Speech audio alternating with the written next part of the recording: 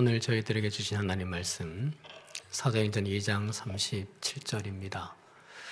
함께 봉독하심으로 하나님 말씀을 받으십니다. 그들이 이 말을 듣고 마음에 찔려 베드로와 다른 사도들에게 물어 이르되 형제들아 우리가 어찌할꼬 하거늘. 아멘.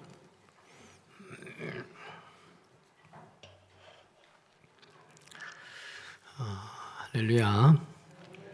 예배 후에 2026년 교회 계획 항종지 설명회가 있어서 오늘 조금 빨리 끝내려고 합니다. 그런데 제 판단이 옳았는지 그런지 지금 참 고민을 하고 있어요. 네.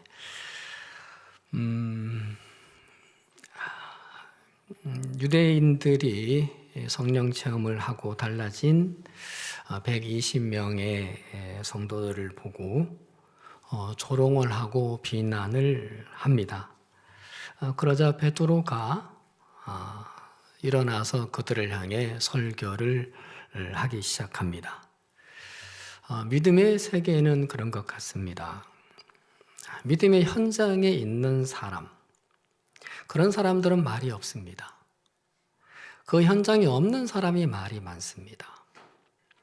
경험의 자리에 있는 사람은 말이 없고 경험하지 않은 경험의 울타리 밖에 있는 사람들이 말이 많습니다. 동참하지 않는 사람, 헌신하지 않는 사람이 말이 많은 법입니다. 어디든 그렇습니다. 마가다라방 밖에 있는 사람들이 말이 많았습니다. 베드로가 그들을 향해 설교를 하기 시작을 하죠. 소리를 높여 이르되 유대인들과 예루살렘에 사는 모든 사람들아 내 말에 귀를 기울이라 외칩니다. 그리고 말씀으로 변증을 하며 설교를 하기 시작을 했죠.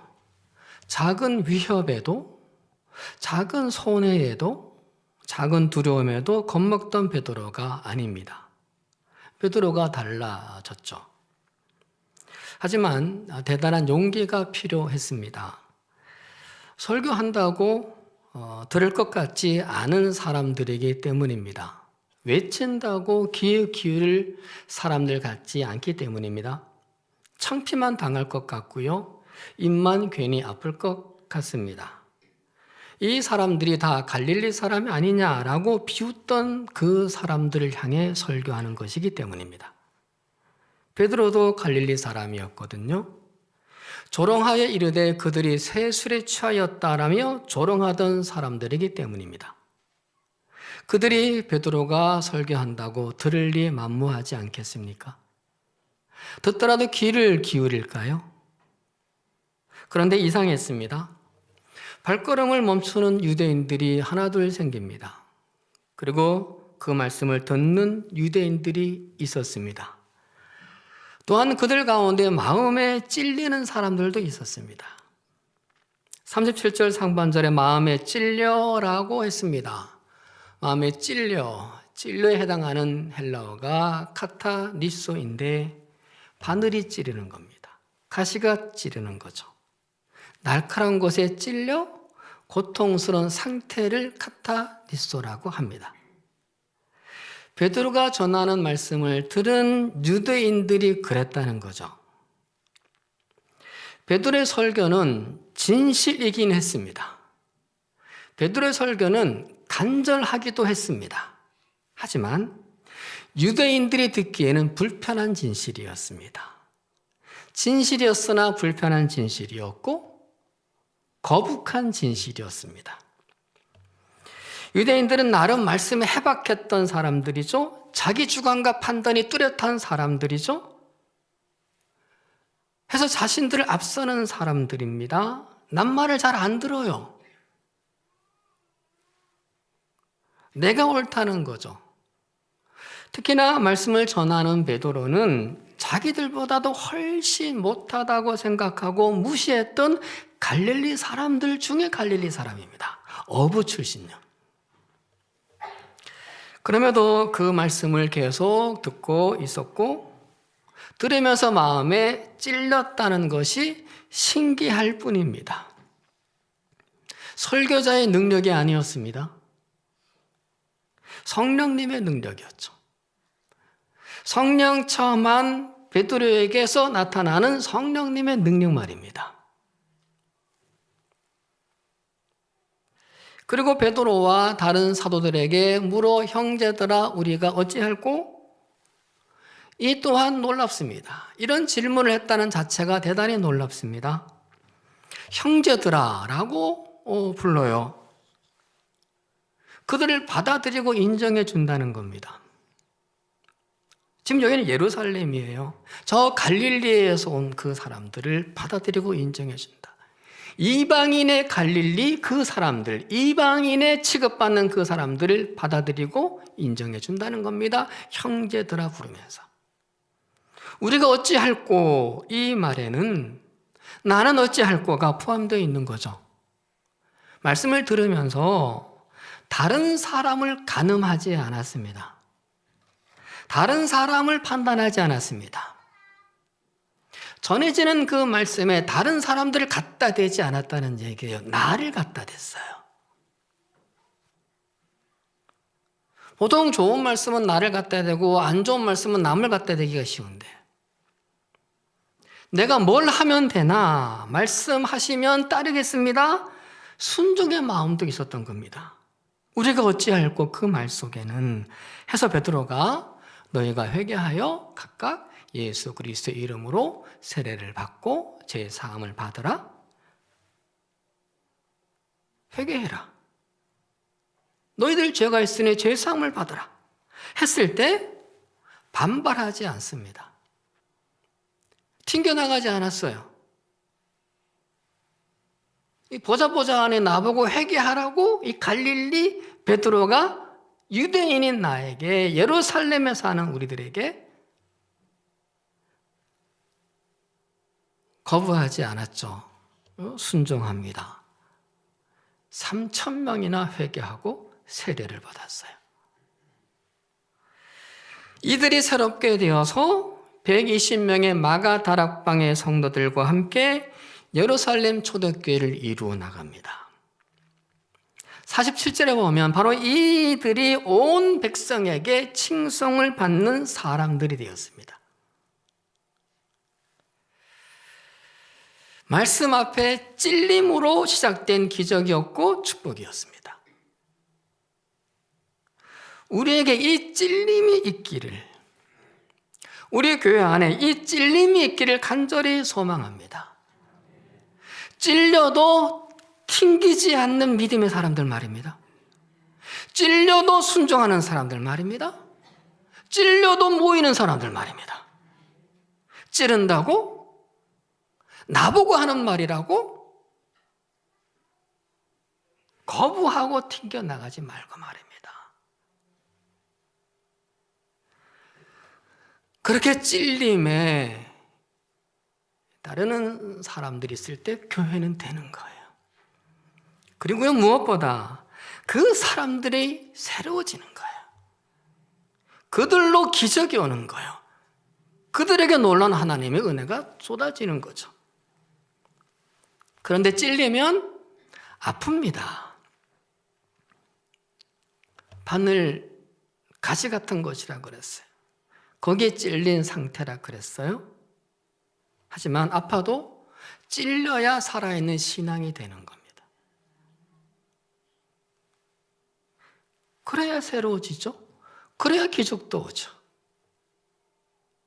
아프지만 아파도 찔려야 합니다.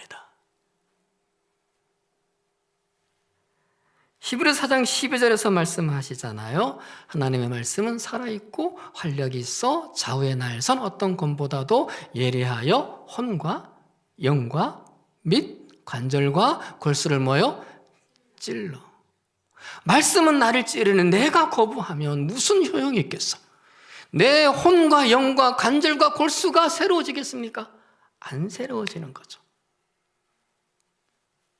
찌를 때 팔딱팔딱 뛰고 날뛰면 아무것도 안 되는 거죠. 하나님의 말씀은 살아있는 게 안 되는 거예요. 하나님의 말씀이 활력이 있는 게 안 되는 거예요. 좌우의 날성검이 아니라 마른 막대기 같은 거예요. 에베소 6장 17절에서도 말씀을 하십니다. 성령의 검 곧 하나님의 말씀을 가지라. 성령의 검. 성령께서 말씀하실 때 찔림이 있어야 한다는 거죠. 성령의 검이 말씀이에요. 말씀은 나를 찌르는 거예요. 검이에요. 상대를 향하여, 원수를 향하여, 사탄을 향하여 찌르며 물리치기도 하는 검이기도 하지만, 능력의 말씀이기도 하지만, 그러나 나를 찌를 때 찔림이 있는, 그게 바로 성령의 검이와 말씀이라는 거죠. 찌르는 데만 사용하는 게 아니라 찔림을 받는 데 사용되어야 한다는 거예요. 시므온이 예수님의 어머니 마리아에게 이렇게 예언을 했죠. 칼이 네 마음을 찌르듯 하리라. 칼이 네 마음을 찌르듯 하리라. 칼이 진짜 찌른 게 아니에요. 하나님의 천사가 마리아에게 예언한 그 말씀이 네 마음을 찌르듯 할 거라는 거죠. 그 찔림을 받아들일 때 메시아의 어머니가 되었어요. 이 찔림이 있을 때 여인으로서 최고의 영광을 얻었어요. 물론 눈물과 고통이 많았지만 그러나 최고의 영광의 여인이 마리아이죠. 우리 모두 이 찔림이 있기를 축원드립니다. 이 찔림과 더불어 제 마음에 맴도는 림자 돌림의 두 단어가 있습니다. 떨림과 울림입니다. 먼저 떨림입니다. 하나님 앞에 설 때 두렵고 떨리는 겁니다. 물론 성전에 오르면 평안해야죠. 성전에 오르면 기쁨이 있어야죠. 그게 옳습니다.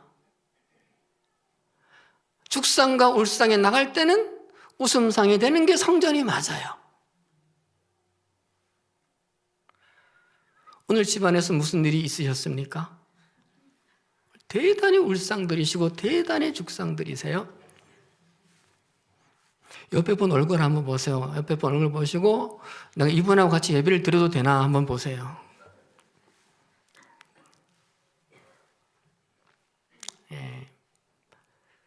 저는 수요 예배를 참 사랑하고 수요 보시는 분들을 참 사랑하고 수요 보시는 분들을 참 축복합니다. 할렐루야. 할렐루야 자꾸 하라 그랬죠. 할렐루야. 예. 먼저 떨림이에요. 떨림. 하나님 앞에 설 때 두렵고 떨리는 떨림.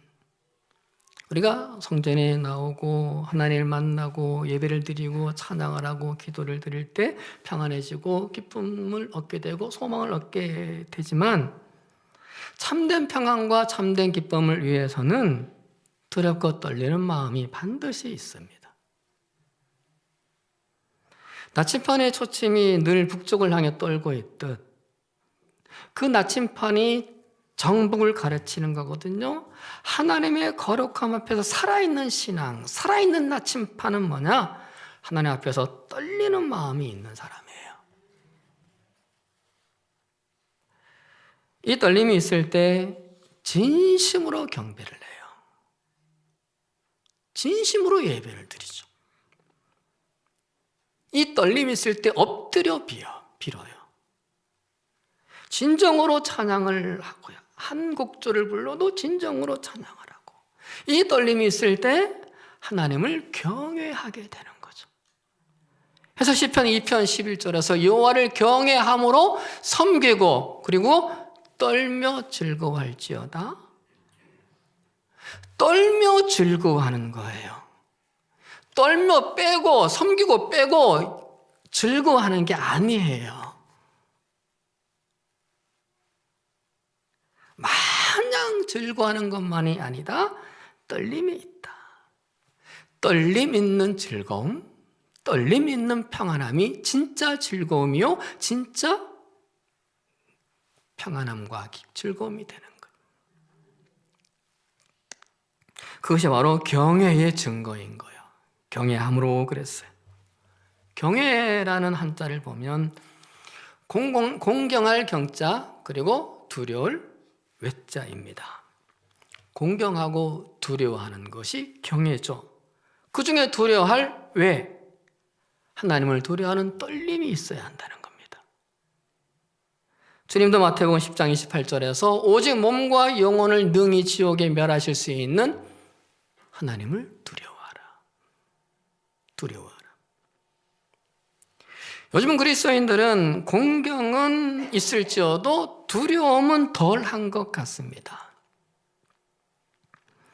옛날 저희가 클 때 교회에서 자주 듣던 말들은 이 말이었습니다. 하나님이 두렵지 않냐? 목사님도 그랬고 부모님들도 그랬습니다. 하나님이 두렵지 않아? 그랬던 말과 행동을 할 때 하나님이 두렵지 않나요? 했습니다. 사명을 피할 때 하나님이 두렵지 않나요? 했습니다. 교회를 한 주만 빠져도 하나님이 두렵지 않나? 했습니다. 그게 딱히 표준되는 신앙이라고 말씀드리는 건 아니에요. 하나님을 두려워만 해서는 안 돼요. 하지만 두려움을 버려서는 더더욱 안 됩니다. 오냐오냐 키우는 손주, 할아버지 뭐 잡는다? 상투 잡는다 말이 있어요. 사랑의 하나님만 생각하고 하나님의 상추 잡는 성도들이 많아졌어요. 할아버지 수염 잡듯 하나님을 마음대로 요래조래 흔들려는 사람들이 많아졌어요. 아무렇게나 해도 된다고 생각해요. 그러나 시편 128편 1절에서요. 여호와를 경외 공경하고 두려워하며 그의 길을 걷는 자마다 뭐요? 복이 있도다. 하나님에 대한 떨림, 두려움이 있어야 한다는 겁니다. 이 떨림이 있는 사람은 가장 먼저 하나님께 잘 보이려고 해요. 가장 먼저 하나님께. 이 떨림이 있는 사람, 하나님 보시기에가 기준이 돼요. 하나님 앞에 정직하려고 해요. 하나님부터가 되죠. 하나님 먼저가 되죠. 할렐루야. 우리가 이런 사람 되기를 소망합니다. 또 하나는 말씀드린 울림입니다. 찔림, 떨림이 있을 때 나타나는 울림 말입니다. 찔림과 떨림으로 신앙생활을 하는 사람은요, 주변 사람에게 울림을 줍니다. 그런 사람은 주변 사람의 마음과 삶을 자연스럽게 두드리거든요. 감동으로 두드리고요. 존경으로 두드리거든요. 그런 사람의 말과 삶이 두드림에 대해 그 주변 사람들에게 울림이 생깁니다. 해서 슬픔의 사람에게는 소망을 가지게 하는 담비 소리의 울림이 되고요. 나태하고 방자한 사람들의 정신을 번쩍 들게 하고 각성케 하는 죽비 소리의 울림이 됩니다. 구약시대의 선지자들이 바로 그런 사람들이었습니다. 그리고 신약시대 예수님이 그러셨습니다. 초대교회의 사도들이 그랬습니다. 그리고 바울은 성도들도 그래야 한다고 하십니다. 고린도후서 2장 15절에서 그리스도의 향기가 되어야 한다고요. 그리스도의 향을 전하는 울림을 줘서 소망의 길을 걷게 돕는 사람이 되어야 한다고요. 고린도후서 3장 3절에서 그리스도의 편지가 되어야 한다고 했어요. 그리스도의 뜻을 전하는 울림을 줘서 바른 길을 걷게 돕는 거예요.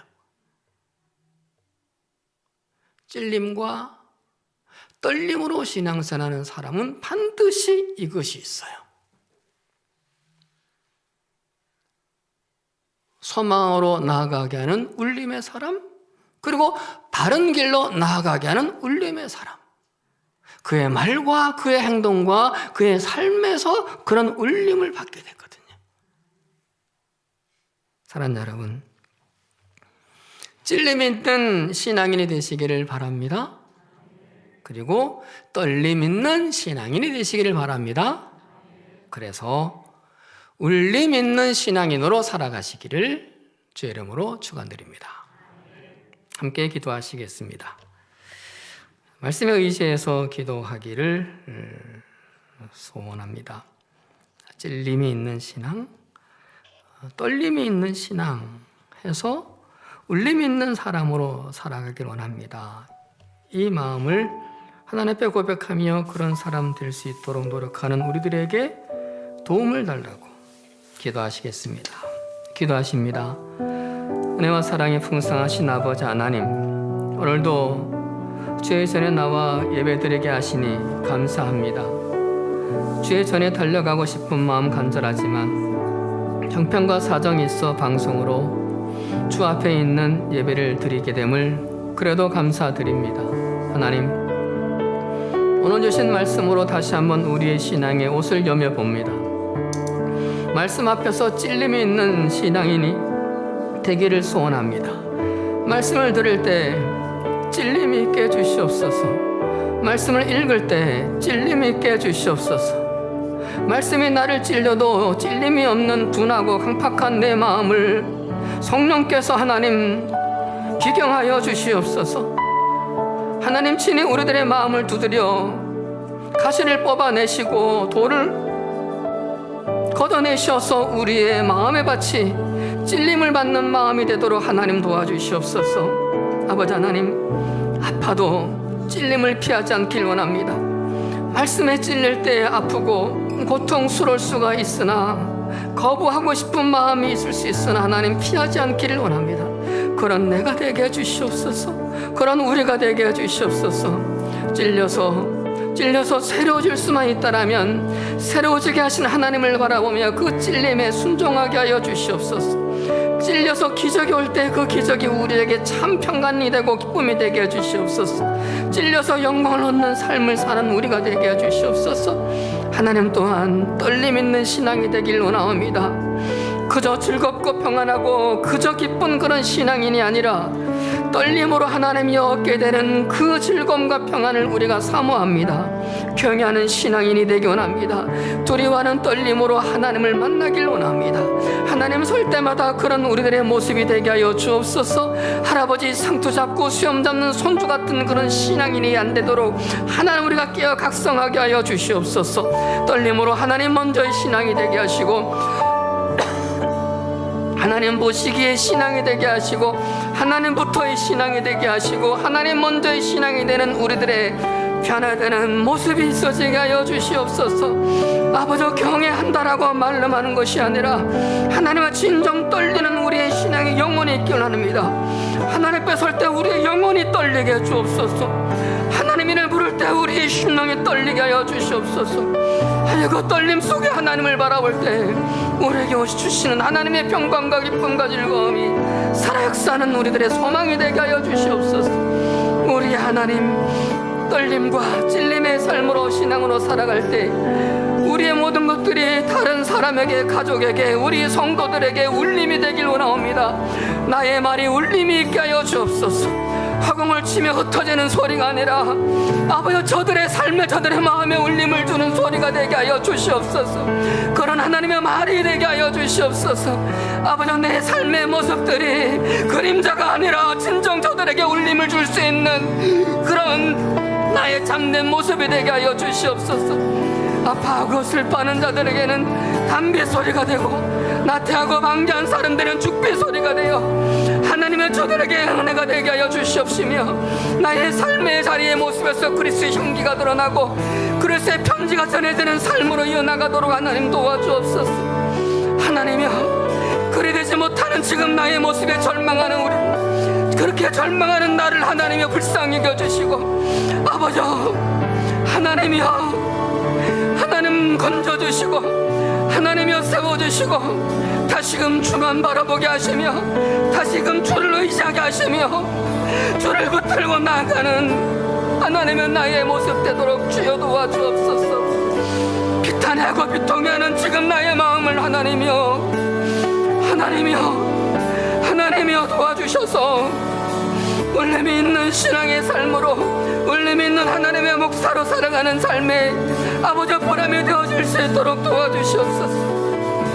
절망하지 않게 하시고, 포기하지 않게 하시고, 하나님 미워하지 않게 하시고, 주님 바라보고 내 안에 하나님의 긍휼과 하나님의 크신 자비가 나의 힘이 되도록 하나님 도와주시옵소서. 주님의 이름으로 기도를 드리옵나이다. 여러분의 가족들을 위해서 함께 기도합니다. 아버지 하나님, 이어서 우리가 가정의 가족들을 위해서 기도합니다. 내 남편과 내 아내와 내 사랑하는 딸과 아들을 위하여, 형제를 위하여, 부모를 위하여 기도합니다. 아버지 하나님이여, 나로 인하여 내 가족들에게 하나님의 말씀이 울림이 있게 해주시고, 하나님의 은혜가 울림이 있게 해주시고, 하나님의 능력이 울림이 있게 하여 주옵소서. 내 말이 울림이 있고 내 삶이 울림이 있도록 하나님 아버지 나를 그렇게 다듬어 주시옵소서.